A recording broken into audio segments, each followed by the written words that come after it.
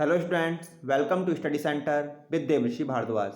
Today's math question for you is, in the adjacent figure, the bisectors of angle A and angle B meet in a point P. If angle C is equal to 100 degree and angle D is equal to 60 degree, find the measure of angle APB. तो देखो जानते हैं सबसे पहले इस question में क्या given है और क्या हमको फाइंड करना है।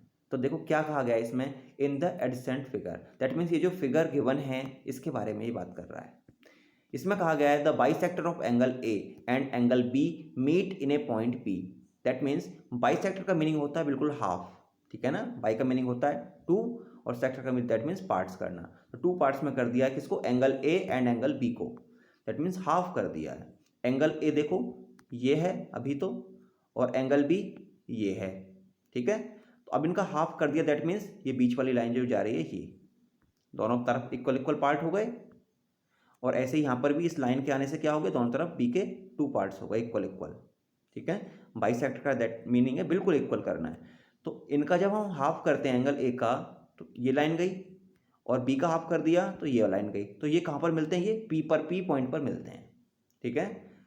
अब कहा गया है आगे, if angle C is equal to 100 and angle D is equal to 60 degree. Diagram में दिख रहा है कि ये 100 एंगल सी और एंगल डी 60 डिग्री, ये कह रहा है क्वेश्चन के अंदर कि ये है। तो हमको फाइंड क्या करना है, find the measure of angle A P B. ये जो एंगल है ये पी, इसकी वैल्यू हमको फाइंड करनी है ए पी बी की, ठीक है। ए पी बी कितना होगा। तो देखो सबसे पहले इस क्वेश्चन को थोड़ा ओरली समझ लेते हैं कि इस क्वेश्चन को हम कैसे करने वाले हैं। देखो ये जो ए बी सी डी है, ठीक है, ये क्या है, ये क्वाड्रिलेटरल है। और क्वाड्रिलेटरल के जो चारों एंगल्स होते हैं इंटरनल एंगल्स, उनका सम कितना होता है, उनका सम होता है 360। तो देखो दो एंगल्स तो इसमें दे रखे हैं 100 एंड 60, तो 160 तो ये हो गया टोटल। अब जो बाकी एंगल्स ए और बी, अभी मैं हाफ की बात नहीं कर रहा, कंप्लीट एंगल्स की बात कर रहा हूँ। एंगल ए और एंगल बी कितने के होंगे टोटल मिलाकर, दोनों को अगर हम ऐड करके बता सकते हैं ना, अलग अलग तो हमको नहीं पता कि कितने के होंगे, बट ऐड करके तो हम एक साथ बता सकते हैं। तो 160 के अगर ये हैं तो चारों एंगल का सम होता है 360। तो 360 में से 160 को माइनस करेंगे तो कितना आएगा, 200 आएगा। दैट मीन्स एंगल ए और एंगल बी का सम, दैट मीन्स दोनों को मिलाकर 200 होगा, ठीक है। अब किया क्या है, हमने एंगल ए का भी हाफ कर दिया, ये एंगल ए है और ये एंगल बी है, बी का भी हाफ कर दिया। दैट मीन्स दोनों एंगल का सम जो 200 था, तो दोनों एंगल का जब हाफ कर देंगे तो 100 ही तो होगा। दैट मीन्स हाफ ये वाला एंगल हाफ है और ये वाला एंगल बी का हाफ है अंदर वाला, देखो। तो दोनों को मिलाकर कितना होगा, 100 होगा, ठीक है ना, क्योंकि ये ए का हाफ है और ये बी का हाफ है, तो दोनों को मिलाकर 100 होगा। क्योंकि एंगल ए अगर कंप्लीट की बात कर रहे हैं हम, एंगल ए की और एंगल बी की, तो दोनों को मिलाकर 200 था, तो हाफ कितना हो जाएगा दोनों का, 100 हो जाएगा। अब देखो ए पी बी एक ट्रायंगल है, ठीक है ना, ए पी बी एक ट्रायंगल है, और इसके अंदर जो एंगल ए है वो कंप्लीट एंगल का हाफ है और एंगल बी है वो कंप्लीट बी वाले एंगल का हाफ है। दैट मीन्स ये इतना ही पार्ट हमको चाहिए, और ए और बी को मिला के अगर 100 है तो एंगल पी की वैल्यू कितनी होगी, ट्रायंगल के अंदर तीनों एंगल का सम कितना होता है, 180 होता है। अगर इन दोनों एंगल्स का, that means A P B के अंदर दोनों एंगल्स का सम 100 है, तो थर्ड वाला एंगल 80 का ही तो बचेगा, तभी तो 180 होगा। तो यही आंसर होगा एंगल पी की वैल्यू। अब थोड़ा इसका लिखने का मेथड आप देख लो कि कैसे हम इसको लिखेंगे। देखो ओरली मैं आपको समझा चुका हूँ सब कुछ, अब दोबारा से समझना सब कुछ। Sum of angles of a quadrilateral is 360, ठीक है ना, चारों एंगल का सम 360 होता है। तो angle A plus B plus 60 plus 100 is equal to 360, ठीक है ना, समझ में आ गया ना। ए और ये वाला बी और सी की जगह दैट मीन्स 100 और ये डी की जगह 60, इन चारों का सम, चारों एंगल हो गए तो 360 होगा, ये लिख दिया। अब इसको सॉल्व करते हैं थोड़ा, 360 और 100 राइट साइड में आके माइनस हो जाएंगे तो 200 आ गया था। दैट मीन्स ए और बी का सम कितना आएगा, 200।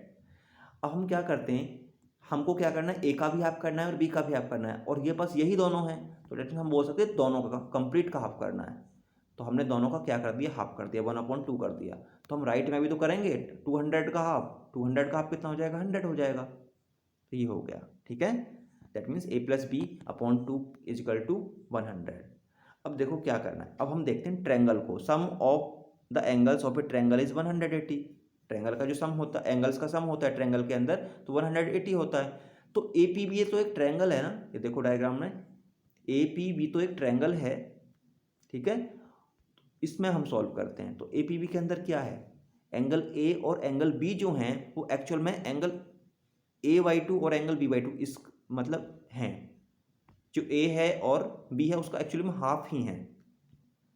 तो एंगल ए पी बी के अंदर हम बात करते हैं, एंगल ए प्लस बी का हाफ ही हमको रिक्वायर्ड है यहाँ पे, इसी की ज़रूरत है, और प्लस पी, और प्लस ये वाला पी। तो इन तीनों को मिलाकर कितना होना चाहिए, 180 होना चाहिए। तो हम जानते हैं कि एंगल ए प्लस बी का हाफ जो है वो किसके इक्वल है, 100 के इक्वल है। ऑलरेडी ये वाली इक्वेशन देखो 1, तो इस पूरी वैल्यू की जगह 100 लिख देंगे, plus P is equal to 180। देखो यहाँ पर इस सीधे आ जाओ इस लाइन पर, 100 plus P is equal to 180। तो angle P is equal to कितना आ गया, 100 जाके माइनस हो जाएगा राइट में, तो 80 बचेगा। तो A P B is equal to 80 degree. Okay, so I hope आपको ये क्वेश्चन समझ आ गया होगा। Now on the basis of same question I am giving you one more question, and the question is two angles of a quadrilateral measure 85 degree and 75 degree respectively. The other two angles are equal. Find the measure of each of these equal angles. तो देखो इस question में क्या given है कि एक quadrilateral है और उसके टू एंगल्स हमको दे रखे हैं, और कहा गया है कि बाकी जो टू एंगल्स हैं वो इक्वल हैं, तो बताओ वो एंगल्स कितने के हैं जो इक्वल वाले हैं। तो इस क्वेश्चन को सॉल्व करो और अपने आंसर को कमेंट करके कमेंट सेक्शन में लिखो। और अगर वीडियो अच्छी लगी हो तो don't forget to like, share and subscribe, and thanks for watching.